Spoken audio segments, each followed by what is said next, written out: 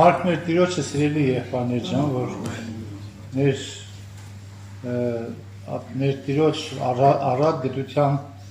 համեմատ Սաքող Արեգակը վերից մեզի այցելություն արա։ Խավարի ու մահվան մեջ նստող ժողովրդին լույս տալու եւ մեր ոտքերը խաղաղության ճամփաների մեջ առաջնորդելու համար, որ մեզ փրկեց ու Սուրբ կոչումով կանչեց մեզ, ոչ թե մեր գործերին նայելով, ապա իր նախասահմանությանը եւ շնորհքին նայելով։ Ես ասեցի առաջի Տիմոթեոս առաջի գլուխի 10 խոսքերը, որ մեզ փրկեց, Սուրբ կոչումով կանչեց մեզ, ոչ թե մեր գործերին նայելով, ապա իր նախասահմանության եւ շնորհքին նայելով, որ Քրիստոս Հիսուսով հայտնվեցավ մեզի հավիտենական տարերից առաջ, որ մահը խափանեց եւ իր լույս հանեց կյանքն ու արմատությունը ավետարանի միջոցով։ Մահը խափանեց Հիսուսը, կյանքը պահված էր, կյանքը ծածկված էր եւ Տեր Հիսուսը ավետարանի միջոցով կյանքը իր լույս հանեց։ Օրհնյալ մի Տիրոջ անունը։ 4000 տարի այդ կյանքը փակված էր եղբայրներ ջան։ Բայց Տերը եկավ եւ ավետարանի միջոցով այդ կյանքը լույս հանեց։ Շնորհակալ լինենք մեր Տիրոջը, որ մեզ փրկեց, կանչեց, ոչ թե նայեց մեր գործերին, որտեղ էինք մենք հավիտենական տարերից առաջ, ինչ գործեր ենք արել։ Նա չի նայել մեր գործերին։ Նա մեզ կանչել է, ուրեմն դուք հիմա կանչվածներ եք, ուրախ եղեք, որովհետեւ եթե Տերը չկամենար, դուք այստեղ չէիք լինի։ Եղբայրներ ջան, սա իրոք այդպես է։ Եթե հիշում եք Մատթեոս 16-ում, որ մենք նայում ենք այնտեղ, երբ որ Հիսուս իր համար հարցրեց, թե իր մասին ինչ են ասում, թե ինքը ով է։ Ոմանք ասեցին, դե ժողովուրդ ասում է, որ դու Հովհաննես Մկրտիչն ես, մեկը ասում է Եղիան ես, մեկը մարգարեներից մեկը եւ այլն։ Բայց ասում է, բա հիմա դուք ինչ եք ասում իմ մասին։ Մատթեոս 16-րդ գլուխ համար իմ ասեն։ Եվ այդ ժամանակ Պետրոսը ինչ ասեց։ Դու ես Քրիստոսը ճշմարիտ Աստծո որդի։ Դու ես Քրիստոսը ճշմարիտ Աստծո որդի։ Այս մենք կարդում ենք Մատթեոսի ավետարանի 16-րդ գլխի 13 համարից։ Եվ 15-ում սա անոր, ապա դուք ինձի համար ասեք թե Սիմոն Պետրոս պատասխան տալով, դու ես Քրիստոս կենդանի Աստծո որդին, եւ Հիսուս պատասխան տալով անոր, Երանի քեզ Սիմոն, Հովնանի որդի, վազի մարմին եւ արյունը չէին քեզի որ հայտնեց, ասիկա ապա իմ հայրս որ երկինքն է։ Մարմին եւ արյունը չէին որ քեզի հայտնեցին, ապա իմ հայրս որ երկինքն է։ Այդ հայտնությունը Պետրոսը որտեղից ստացավ։ Ստացավ երկնքից։ Իսկ մարդկանց խորհուրդները, տեսեք, մարդիկ ինչ էին ասում։ Մեկը ասում էր դու Եղիան ես, մեկը ասում էր Հովհաննես Մկրտիչն ես, մեկը ասում էր թե Երեմիան ես, բայց Սիմոն Պետրոսը ասեց դու ես Քրիստոսը ճշմարիտ Աստծո որդին։ Այդ բոլորն մարմնավոր խորհուրդներ էին, մարդու խորհուրդներ էին, թե Եղիան, թե Հովհաննես Մկրտիչը, բայց երկնքից իջած խորհուրդը սա էր, որ դու ես Քրիստոսը կենդանի Աստծո որդին։ Հիմա սիրելիներս, եթե մենք երկնքից մեզ հայտնի չլիներ թե ով է Քրիստոսը, իսկ մենք հավատում ենք, որ նա է ճշմարիտ Աստծո որդին, որ մեռավ եւ հարություն առավ։ Եթե երկինքը մեզ չհայտներ, մենք երբեք չէինք կարող իմանալ, չէինք հավատալ, որ նա է ճշմարիտ Աստծո որդին։ Ուրեմն բոլորը թող իմանան այստեղ, որ երկինքն է հայտնել ձեզ։ Եթե հայտնությունը չլեր երկինքից, մարմինն ու արյունը ձեր, մեր բոլորի մարմինն ու արյունը, այդպիսի հայտնություն չեն կարող ունենալ։ Այդ հայտնությունը միմիայն երկնքից է, փառք Տիրոջի դրամ։ Հիշեք, ուրեմն Տերը ձեզ կանչել է։ Այդ հայտնությունը տվել է ձեզ, որ դուք ունեք Աստծո որդիներ եւ քայլեք այս երկրի որպես լույս։ Հիմա մեր հոգեվոր շինության համար ես ուզում եմ կարդալ մի տեղ, որի վրա կլի մեր այսօրվա եղբայրական զրույցը։ Ուրեմն հայտնություն 21-24, հայտնություն 21-24։ Եվ փրկված ազգերը անոր լույսով պիտի քայլեն։ Երկրի թագավորները իրենց փառք ու պատիվը անոր մեջ պիտի բերեն։ Եվ անոր դռները ցորեկը պիտի չգործվին, վասնզի հոն գիշեր պիտի չլա։ Երկնքի թագավորները, ուրեմն երկնքի թագավորները իրենց փառք ու պատիվը անոր մեջ պիտի բերեն։ Եվ անոր դռները ցորեկը պիտի չգործվին, վասնզի հոն գիշեր պիտի չլա։ Եվ ազգերուն փառք ու պատիվը անոր մեջ պիտի բերեն։ Փառք Տիրոջը երբաներ ջան, որ այսօր մենք նայում ենք, որ փրկված ազգերը ասում անոր լույսովն էին քայլում։ Նախ այստեղ մենք հասկանում ենք, որ մի ազգ չի որ փրկվում, մենակ հրեաները չեն որ փրկվում են։ Փրկված ազգերը, ուրեմն սա վերաբերում է ում։ Սա վերաբերում է բոլոր ազգերին։ Եվ որպես իմանանք, որ իրոք բոլոր ազգերին է վերաբերում, կարող ենք ուրիշ տեղեր նայել։ Հովանու հայտնության 7-րդ գլուխ 9-րդ խոսքից որ կարդանք, հայտնություն 7-9-ից որ կարդանք, տեսեք ինչ ասում այստեղ։ Որ ոչ թե մի ազգի է վերաբերում փրկությունը, այլ բոլոր ազգերին։ Հայտնություն 7-9։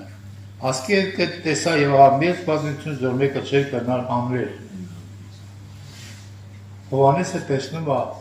տեսիլքով մեծ բազմություն, որ ոչ մեկը չէր կարողարել հաշվել, թե ինչքան շատ են։ Դրանց բոլոր ազգերը ու ցեղերեն եւ ժողովուրդներու լեզուներն, որոնք աթորին արչեւ ու գառնուկին արչեւ կեցել էին, ջերմակ հանդերձներ հագած եւ ձեռքերին արմավիրներ բռնած։ Ուրեմն այդ ազգերը գրած է բոլոր ազգերից, բոլոր ցեղերից, բոլոր ժողովուրդներից, բոլոր լեզուներից, որոնք աթորի արչեւ ու գառնուկի արչեւ կեցել էին, ջերմակ հանդերձներ հագած եւ ձեռքերին արմավիրներ բռնած։ Եվ մեծազան քաղաքին սրով փրկություն էր Աստծո, որ աթոռի վրա կնստի ու գառնուկին։ Եվ բոլոր հրեշտակները աթոռին ու երեսներուն եւ 4 կենդան բոլորտեք կեցել են եւ իրենց երեսները աթոռին արշև ընկան ու Աստծո երկրպագությունը ստելով ամեն օրհնությունը, փառք, իմաստություն եւ գոհություն եւ պատիվ ու զորություն եւ կարողություն մեր Աստծո հավիտյանից Սավիտյանից ամեն։ Եվ ասում երեսներից մեկը պատասխան տալով ինձ ասա. Ասոնք ով են, որտեղից են գալիս։ Հարց է տալիս Հովհաննեսին։ Այդ 24 երեսներից մեկը Հովհաննեսին հարց է տալիս։ Թե սրանք ով են, Հովհաննես, գիտես դրանք ովքեր են։ Ես ալսի դամոր, Տեր իմ դու գիտես, ուսավ ինձի, ասոնք են մեծ նեղությունը եկողները, որոնք իրենց հանդերձներ լվացին ու գառնուկի նայումները չերնացուցին։ Անոր համար Աստծո աթոռին արչև են իրեն կծառայեն ծորեկ ու գիշեր իր տաճարի մեջ եւ աթոռի վրա նստողը իր վրա մտիկ տարածյանից վրա։ Այստեղ մենք տեսնում ենք սիրումներս, որ բոլոր ազգերից եւ ցեղերից են, լեզուներից։ Այնտեղ ինչ է կարծում։ Հայեր կային թե չկային։ Ռուսներ, ադրբեջանցիներ, թուրքեր կային թե չկային։ Դրանց բոլոր ազգերից, չէ՞։ Ուրեմն հարուստներ կային թե չկային, աղքատներ կային թե չկային։ Ամեն տեսակի ժողովուրդներ կար։ Գրած է, ձեռքերին ինչ էին բռնել։ Արմավենին ինչ նշանա, դա ինչ է նշանակում։ Արմավենին բան է, խուրման է, գիտեք, որտեղ աճել։ Խուրման աճում անապատ տեղերում,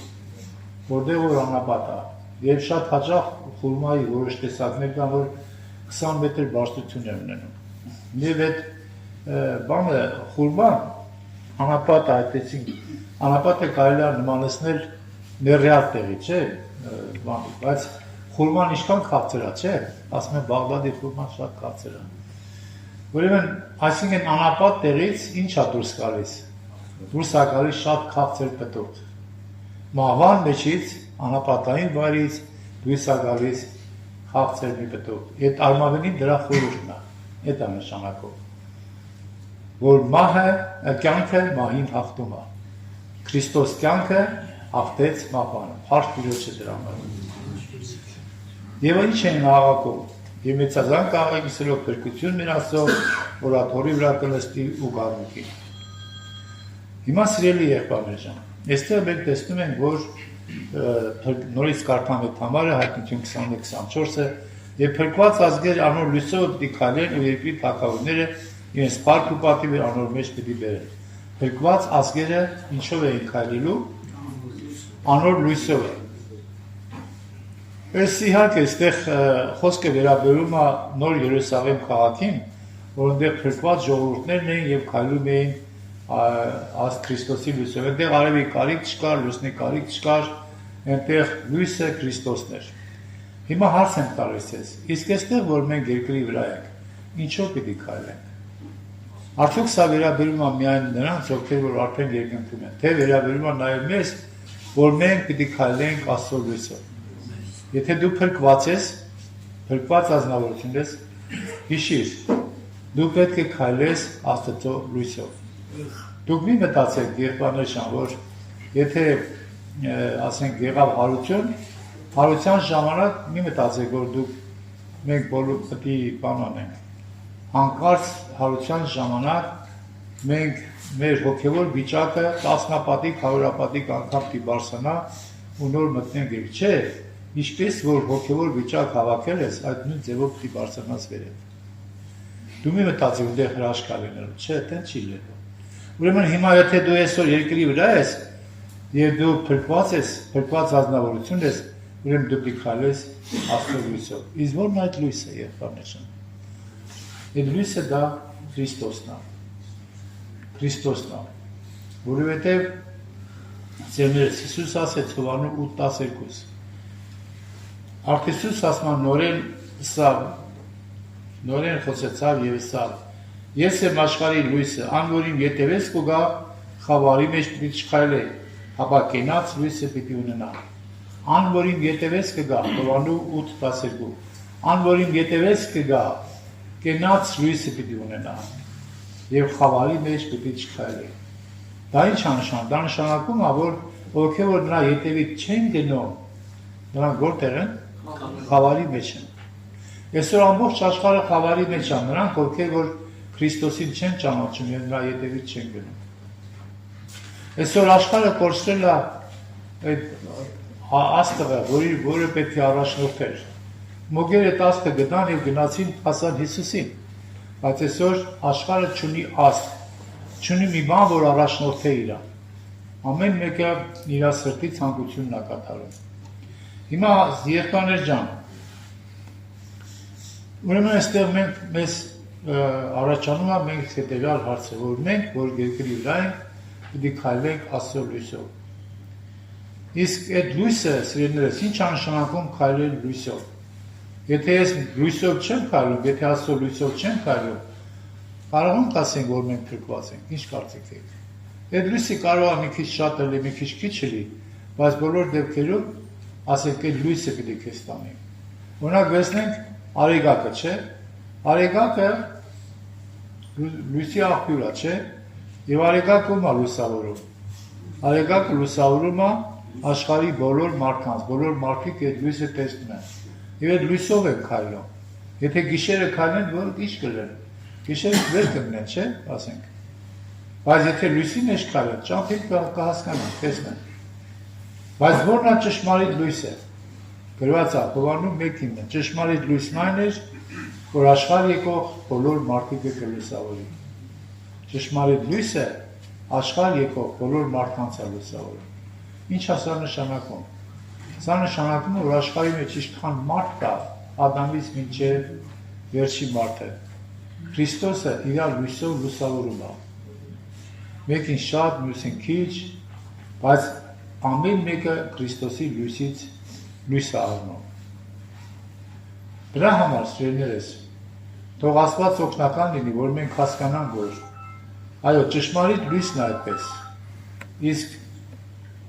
այդ լույս առնողը, եթե լույս առնում, նա պետք է ինչ անի։ Նա պետք է լույսի մեջ քայլի։ Հիմա եթե ես լույսի մեջ չեմ քայլում, կարող եմ ասել, որ ես փրկված եմ։ Ինչ եք ասում։ Եթե ես անում եմ այն ինչ որ ուզում եմ, եթե իմ սրտի ցանկություններով եմ քայլում, եթե իմ շահն եմ փնտրում, կարող եմ ասել, որ ես փրկված եմ։ Չէ, փրկված ազգերը ինչպես են քայլում։ Փրկված ազգերը Քրիստոսի լույսով են քայլում։ Իսկ այդ լույսը նաև ի՞նչն է, ավետարանն է։ Ճշմարտությունն է լույսը։ Ես եմ ճանապարհը, ճշմարտությունը եւ կյանքը։ Այո, լույս ավետարանն է։ Սիրելիներս, ուրեմն լույսը այո ավետարանն է։ Հովհաննես ներողություն, Հռոմեացիս մեկի առաջի գլուխ 16-17 համարներում կարդում ենք, որ Պողոս առաքյալը այսպես ասում, Հռոմեացիս 1:16-17. Ես ամոթ չեմ ծեփում ավետարանը, որովհետև Աստծո զորությունն այն բոլոր հավատացյալների փրկության համար։ Առաջ հրեայի եւ ետքը հույնի։ Ուրեմն, ես ամոթ չեմ ծեփում ավետարանը, որովհետև Աստծո զորությունն է այն բոլոր հավատացյալների փրկության համար։ Առաջ հրեայի եւ ետքը հույնի։ Այսինքն ավետարանը դա Աստծո զորությունն է, եղբայրը։ Ինչի զորություն։ Աստված շատ զորություններ ունի։ Օրինակ համար Աստված կարող է փոթորիկներ անի, ժայռերը փոկի, եսին ցունամիներ անի, ես շատ գիտեմ ծովերը կանեսնի, ծովի ջրերը բարձրացնի, որ հրաներացնեն։ Ամեն տեսակի զորություն եւ Աստծո զորությունը վաստեղծված է երկինքն ու երկիրը։ Բայց դե խոսքը չի գնում այդ զորությունների մասին, խոսքը գնում է փրկության զորության մասին։ Այսինքն, որպեսզի մենք փրկվենք, մեզ զորություն է պետք։ Որն է այդ զորությունը, որով մենք կարող ենք փրկվել։ Այդ զորությունը ավետարանի խոսքն է,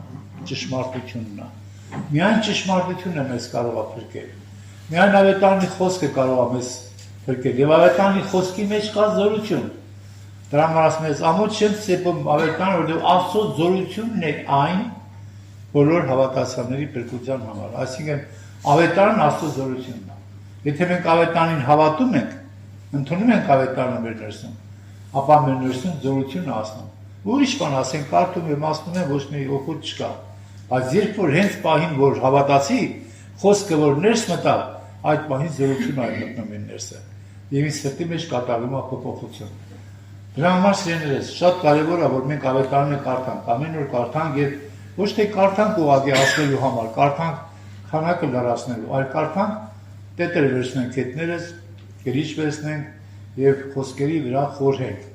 որ այն խոսքը, որը որ ներսն է մտնում, նա էլ գրում է մեր շինություն։ Եղբայրներ ջան, այդ լույսը թափանցել էր նաեւ Ստեփանոսի ներսը։ Ստեփանոսը գիտեք, առաջին նախավական էր Քրիստոսի։ Առաջին մարդն էր, որ Քրիստոսի համար նահատակվեց։ Գործք առաքելություն կարդում ենք, 6-րդ գլխի 15 համարում կարդում ենք, որ երբ որ Ստեփանոսին ուրեմն նախ մինչև 15 համարը, երբ որ Ստեփանոսին ուրեմն են ասում, Ստեփանոսը հավատքով 6-8 համարից կարդում ենք,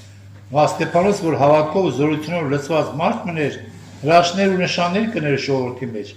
բայց ոմանք այն ժողովարդներ, որ ազատացելուց էր, նրանք եւ Կիլիկիայից Ասիային ելան ու Ստեփանոսի հետ վիճաբանություն կնեին եւ չէին կրնալ դեմ դնել այն իմաստությանը, ոգին, որով խոսեր։ Եվ դրա համար էր դրանից հետո հրապուրեցին քանի մարդիկ, որ Ստեփանոսի դեմ ելան եւ Ստեփանոսին քարկոծեցին, որոշեցին քարկոծել։ Բայց հետաքրքիր է, քարկոծում էին Ստեփանոսին, բայց գրված է, որ Գործք առաքելուց 6:15-ում գրված է, որ եւ ատյան նստողներուն ամենը երբ անոր նայեցան, անոր երեսը հրեշտակի երեսի պես եղավ։ Քարկոծում էին Ստեփանոսին, բայց Ստեփանոսի երեսը հրեշտակի երեսի պես փայլում էր, եղբայրնության։ Եվ ասինքը նայեց, իսկ արդեն սա 7-րդ գլխում արդեն, նայեց եւ ասեց, որ ահա կտեսնեմ երկինքը բացված եւ Աստծո որդին, որ աշխողը կառնած։ Եվ դրա համար քարկոծում են եղբայրները։ Այդ ինչ էր Ստեփանոսի մեջ։ Ստեփանոսի մեջ Աստծո լույսն էր, Քրիստոսի լույսն էր։ Եղբայրը, երբ որ Քրիստոսի լույսը թափանցում է մեր մեջ, նա արտահայտվում է եղբայրներ ջան։ Եվ Ստեփանոս իրան քարկոծողներին այդպես խոշոր դեմքով չէր նայում, այդպես չարությամբ չէր լցվում նրանց դեմ, ասենք, բորբոքված վիճակով, չարացած վիճակով չէր նայում իրեն քարկոծողներին, ապա լույսի պես փայլում էր նրա երեսը եւ ասում էր հայր, ների իրանց, որովհետեւ չգիտեն թե ինչ են անում, հայրների իրանց։ Նույն եղբայրներ ջան, ինչ է սա նշանակում։ Սա նշանակում է, որ Ստեփանոս, որ լույսի մեջ էր, այդ լույսը երևաց եւ բոլորը տեսան հրեշտակի պես, թե ինչպես էր փայլում նրա երեսը։ Ասում նպատակն է Եղբայրի ջան, բոլոր մարդիկ լուսավորվեն։ Եվ գրած է ճշմարիտ լույս այն էր, որ աշխարհ եկող բոլոր մարդիկը կլուսավորի, Հովանու 1:9։ Հիշեք Եգիպտոսի մեջ։ Եգիպտոսի մեջ Աստված 10 անգամ հարվածներ տվեց Եգիպտոսի փարավոնին եւ Եգիպտոսի ազգին։ Գիտեք ինչի համար էր տալիս այդ հարվածները։ Ոչ միայն նրա համար, որ հրյաներին դուրս տան, այլ առաջինը նաեւ նրա համար, որ եգիպտացիք իմանան եւ ճանաչեն, որ Եհովան Աստված։ Որովհետեւ ինչ էր ասում 5:2-ում Ելից գրքի 5-րդ գլուխ 2-րդ խոսքում կարդում ենք, որ այսպես էր ասում ուրեմն, ասում է 5-րդ գլուխի առաջինից կարդամ։ Եվ եթե Մովսես ու Արոն փարավոնի մտան ուսին Իսրայելի Եհովա Աստված այսպես կսե իմ ժողովուրդս թող տուր, որպեսզի անապատի մեջ ինձ տոնախմբություն ունենա։ Եվ փարավոնը սա Եհովա ով է, որ անոր խոսքը մտի կնելով Իսրայելը թող տամ։ Եհովան չեմ ճանաչնար եւ Իսրայելն ալ չեմ թողır։ Եհովան չեմ ճանաչում եւ Իսրայելին էլ չեմ թողır։ Չեմ ճանաչում, հետո է Եհովա։ Ուրեմն դեր իրա մեջ չկար այդ լույսը, չէ՞։ Բայց Աստված ուզում էր լուսավորել Եգիպտոսի փարավոնին, թե չէ ուզում էր, չէ՞։ Դրա համար Եղբայր ջան, այդ հարվածները նաեւ նրա համար էին, որ եգիպտացիք իմանան, որ միայն Եհովան Աստված։ Չէ՞ որ ճշմարիտ լույսը նա է, որ աշխարհ եկող բոլոր մարդկանց է լուսավորում։ Բոլոր մարդկանց։ Սիրելիներս, 119 Սաղմոս 130 խոսքում կարդում ենք. Քո խոսքերի հայտնվելը լույս կտա ու միամիտը իմաստուն կներ։ Նորից եմ կարդում, քո խոսքերի հայտնվելը լույս կտա ու միամիտը իմաստուն կներ։ 119 Սաղմոս 130 խոսք։ Ուրեմն խոսքի հայտնությունով մենք ինչ ենք անում, մենք լույս ենք առնում եւ միամիտը դառնում է իմաստուն։ Հիմա հարց եմ տալիս. ինչպես ենք մենք լույս առնում, երբ ենք մենք լուսավորվում, երբ ենք մենք լույս առնում, երբ որ ինչ արնում, երբ որ խոսքի հայտնություն ենք ունենում։ Իսկ ինչ է այդ խոսքի հայտնությունը։ Խոսքի հայտնությունը, որ դու ավետարանը կարդում ես, դու փոքր լսված երբ որ կարդում ես, հանկարծ մի խոսք ինչ ալում, մի խոսք քո ներսն է գնում եւ հայտնվում այդ խոսքը քեզ, ինչպես Երեմիան ասում, քո խոսքերը գտածի պես կերա։ Կերա ինչ է նշանակում, որ ներս գնաց, ուտելիքը ներս է գնում, չէ՞։ Այսինքն այդ խոսքը ներս գնաց։ Երբ որ ներս է գնում, խոսքը հայտնվում է եւ այդ ժամանակ միամիտը դառնում է իմաստուն։ Իսկ ինչ է իմաստունը, ով է իմաստունը, Եղբայր ջան։ Գիտությունը ուրիշ բան է, իմաստությունն ուրիշ բան է։ Իմաստությունը գիտեք որն է, իմաստունը նա է, ով այս երկրի վրա ապրում է, ինչպես է ապրում է Աստծո խոսքին վստահելով, Աստծո խոսքին հավատալով։ Այն նա է իմաստունը։ Եթե մենք իմաստություն ունենք, ուրեմն մենք պետք է այս երկրի վրա ապրելով Աստծո խոսքին վստահենք ու հավատանք։ Ուրեմն պրակտիկ կյանքում սիրելիներս մեր մեջ շատ անգամ լինում է այսպեսի բան, որ մենք ուրեմն կանգնում ենք ընտրության առաջ։ Այսինքն մենք պետք է ընտրություն կատարենք։ Ես անեմ, թե են անեմ։ Ինչպես շարժվեմ։ Օրինակ ասենք, բարին ընտրեմ, թե չար ընտրեմ։ Մարդու ներսը միշտ ուզում է չար ընտրի, որտեղ մարդը այդպես է ծնված։ Մարդը միշտ ուզում է իր շահը ընտրի։ Բայց մյուս կողմից, երբ որ մարդը լուսավորված է, այդ լույսը իրան թույլատրում է, որ ինքը բարին ընտրի։ Եվ մարդը երկմտանքի առաջ է։ Հիմա դրա համար սիրելիներս, եթե քո լույսը շատ է քո մեջ, Աստծո լույսը, ուրեմն հաղթում է եսին, հաղթում է մարդու մարմինին, եւ մարմինը դառնում է ծառա, ոչ թե մարմինը դառնում է թելադրողը։ Պողոս առաքյալը ասում է, որ այն ինչ որ ինձ համար շահ էր, զանիկա Քրիստոսի համար ինչ արեցի, վնաս ցկեցի։ Հիմա մենք ինչպես ենք քայլում, սիրելիներս, Աստծո լույսով ենք քայլում, թե ոչ։ Այսինքն օրինակ եմ, եթե մեկը մեզ մի բան ախնդրում, սոված է, ասենք մեզանից ինչ-որ բան ախնդրում, փող ախնդրում կամ հաց ախնդրում, տալիս ենք արդյոք, սովածին կերակրում ենք, կամ ոչ միայն ֆիզիկական սովածին, այլ մեկը եթանեն խոսքի սով ունի, կերակրում ենք իրան, թե ոչ, ունենք այդ պաշարը իրան կերակրելով։ Ուրեմն լույսով քայլող, Աստծո լույսով քայլողը սովածին հաց է տալիս, ծարավին ջուր է տալիս,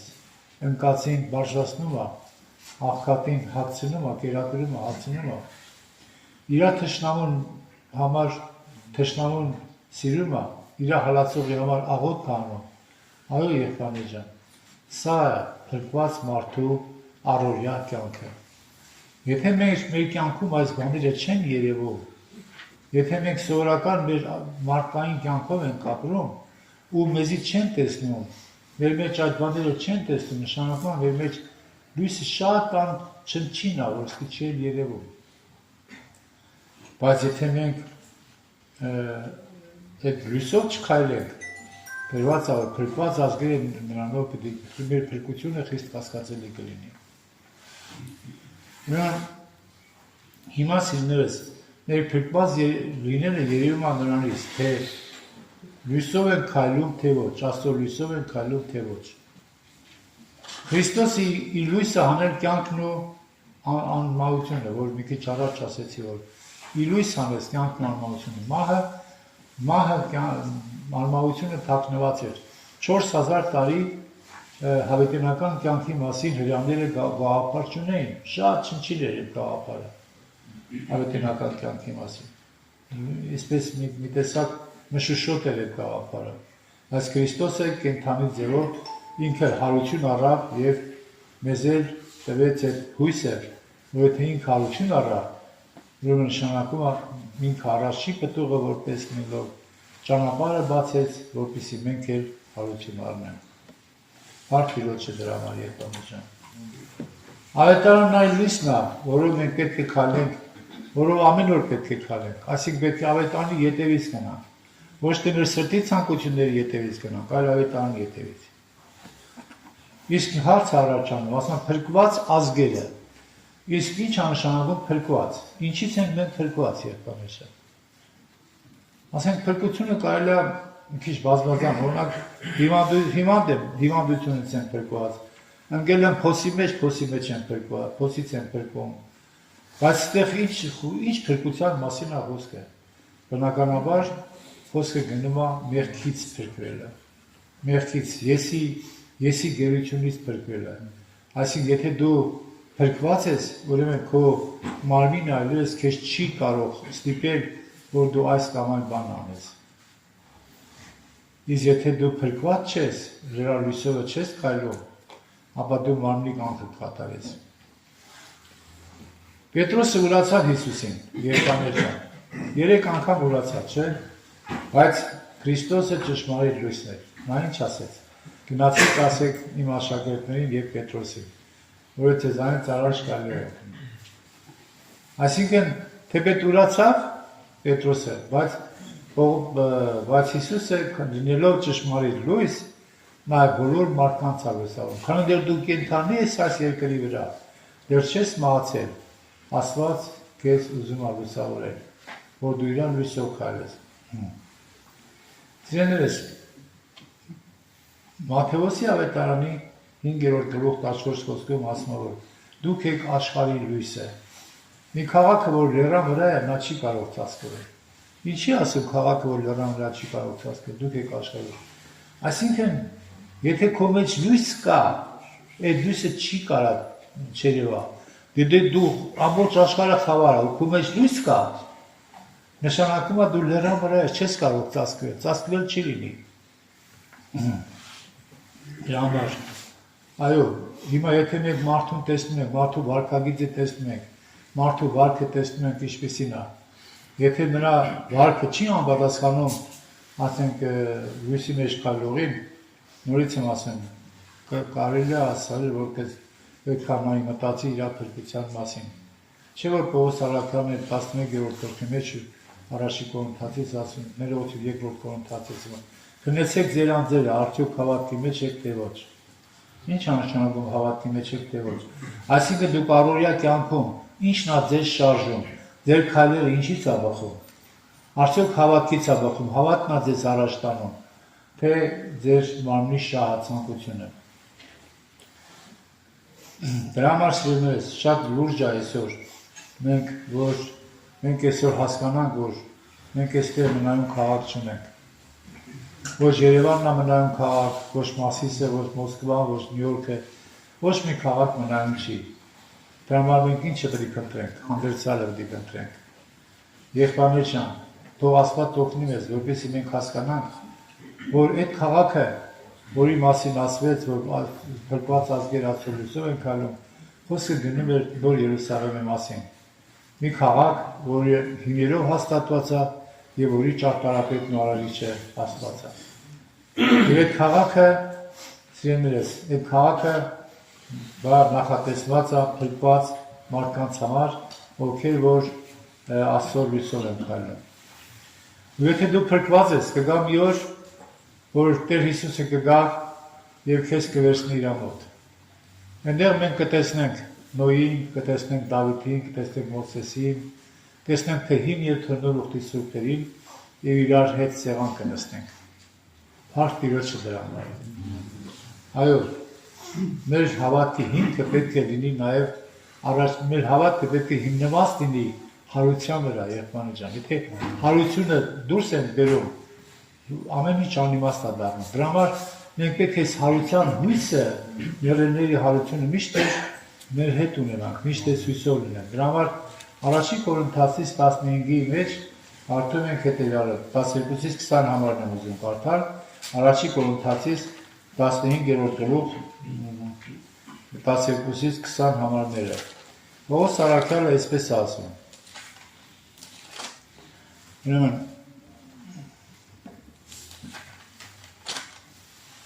Ուրեմն եթե Քրիստոս քարազոր մեռելներին հարություն առած է, ինչպես ձեզ մեկականները կսեն, թե մեռելների հարություն չկա։ Կորինթացիներից ոմանք ասում են, թե մեռելների հարություն չկա, դες բան չկա, ինչ ես ասում։